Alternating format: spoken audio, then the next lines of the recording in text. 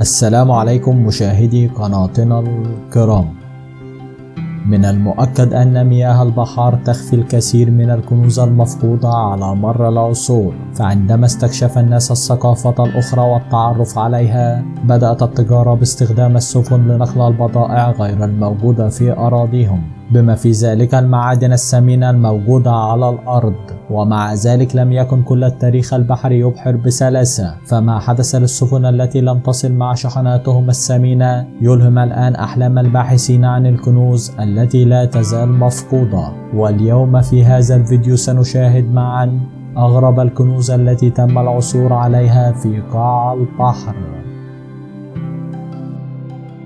كانت سفينة شحن بريطانية تسمى SS جرسوبا عائدة من الهند وتحمل حمولة ثقيلة من سبائك الفضة. عندما ظهرت عاصفة شديدة غير القبطان مسار السفينة للتوجه نحو أيرلندا بدلا من إنجلترا، ولسوء الحظ كان ذلك في عام 1941 خلال ذروة الحرب العالمية الثانية. رصدت طائرة ألمانية السفينة وأرسلت موقعها إلى زورق ألماني، فتم إطلاق النار عليها وتحطمت السفينة، مما أدى إلى مقتل 85 راكبا وغرق شحنة من الفضة تزن 7 ملايين أوقية كانت على متنها. وبعد انتهاء الحرب سعى الباحثون عن الكنوز الذين يعرفون أن هناك سفينة قد غرقت وبها كمية كبيرة من الفضة البحث عن السفينة الغارقة واستخراج الفضة. وبالفعل اكتشف فريق يسمى أودسي مارين في عام 2011 على عمق أكثر من 14,000 قدم تحت سطح البحر في شمال المحيط الأطلسي موقع السفينة، وتم استرداد أكثر من 110 طن من سبائك الفضة الغارقة، كما تم استرداد الرسائل والزجاجات وأباريق الشاي وأغطية الحرير وعرضها في معرض أصوات من الأعماق في متحف بريد لندن. في عام 1998 اكتشف الصيادون سفينة عربية غارقة قبالة ساحل إندونيسيا. ربما كانت تبحر السفينة بين عمان والصين خلال القرن التاسع الميلادي، وكانت تنقل السيراميك، ولكن أثناء عودتها غرقت السفينة. والغريب في الأمر هو موقع حطام السفينة، فليس من الواضح معرفة لماذا كانت السفينة بعيدة عن الطريق الذي كان من المفترض أن تسلكه، لكنهم وجدوا بداخلها كمية كبيرة من الأوعية والأواني الفخارية المصنوعة من الذهب والجرار والتوابل، بخلاف صناديق فضية وذهبية واللؤلؤ والياقوت. وقد اشترت حكومة سنغافورة الكنز بمبلغ 80 مليون دولار.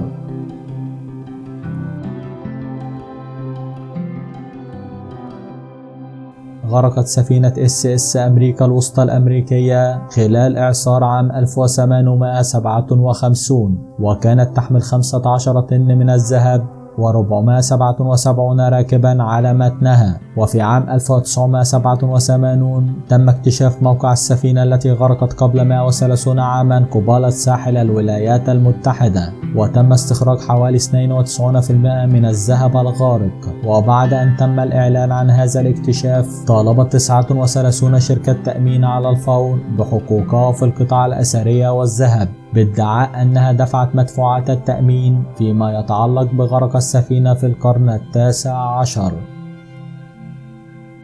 اكتشف حطام سفينة دياموند البرتغالية في المنطقة المحظورة في ألمانيا في عام 2008. صادف عالم جيولوجي في شركة تعمل في مجال التعدين ما يبدو مثل الصخر في هذا الموقع، فتم التقاطها وإلقاء نظرة جيدة عليها. أدرك أنها سبيكة نحاس موجودة على السطح الذي تم تجفيفه، وبعد البحث جيدا وجد علماء الآثار قدرا هائلا من هذه السبائك تحت الرمال التي تزن 22 طنا في المجموع الكلي، بخلاف الأسلحة المدرعة والمدافع والأواني والأوعية والعاج والذهب. وكان حطام السفينة في أحد مناجم الألماس الأكثر حراسة في العالم.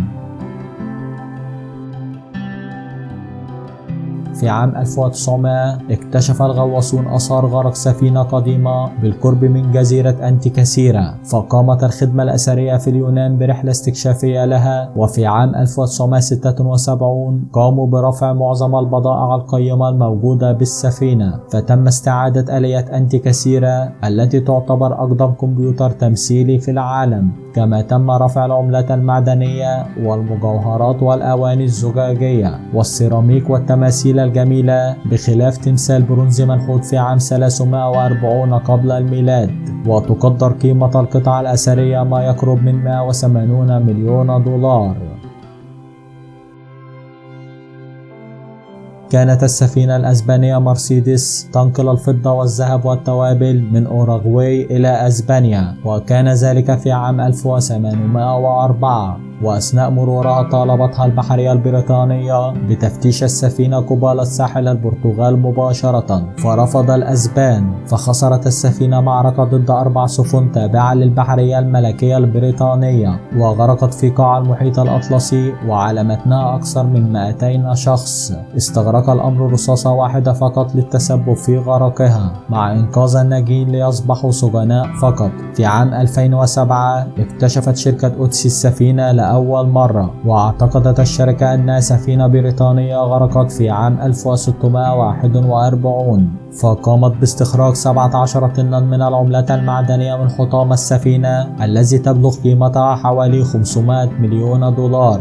وعندما علمت الحكومة الأسبانية بهذا الاكتشاف رفعت دعوى قضائية ضد شركة أودسي في عام 2012، مدعية أن هذا الكنز هو ناتج غرق سفينة أسبانية أغرقها البريطانيون في عام 1804. وبالفعل حكمت المحكمة لصالح أسبانيا، وأعيد الكنز الأكثر قيمة في التاريخ إلى أسبانيا. غرقت هذه السفينة في عام 1865 بينما كانت تحمل شحنة كبيرة من العملات الفضية والذهبية. تم استعادة أكثر من 51,000 قطعة ذهبية وفضية أمريكية من موقع الحطام، بخلاف 14,000 قطعة أثرية رائعة من سلع القرن ال19. فقدت هذه السفينة في إعصار عنيف عام 1865. هرب الركاب والطاقم من السفينة الغارقة ولم يلقوا حتفهم، بينما ظل كنز من العملات المعدنية والذهبية بها ليغرق معها. غرقت السفينة في البحر الأطلسي على عمق 518 مترا، والقيمة التقديرية للكنز المسترجع للكامل تصل إلى 180 مليون دولار.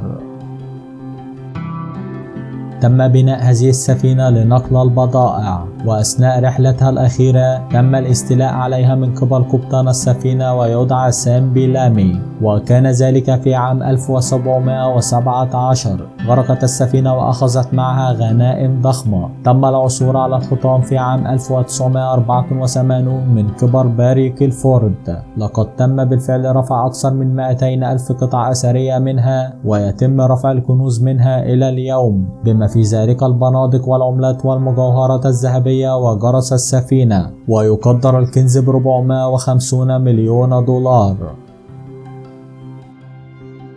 غرقت سفينة أتوتشا قبالة فلوريدا كيز في عام 1622. هلك الجميع باستثناء 5 على متن السفينة الأسبانية. كانت السفينة تبحر في طريقها إلى محطتها الأخيرة في هافانا عندما غرقت بسبب إعصار، وكانت عائدة من كولومبيا وبنما. كان هناك الكثير من القطع الأثرية والمجوهرات على متنها، حيث قامت بتخزين مساحة الشحن المتوفرة لديها بالذهب والأحجار الكريمة والنحاس والفضة. وقد غرقت السفينة وبيع كنز يقدر ب 450 مليون دولار.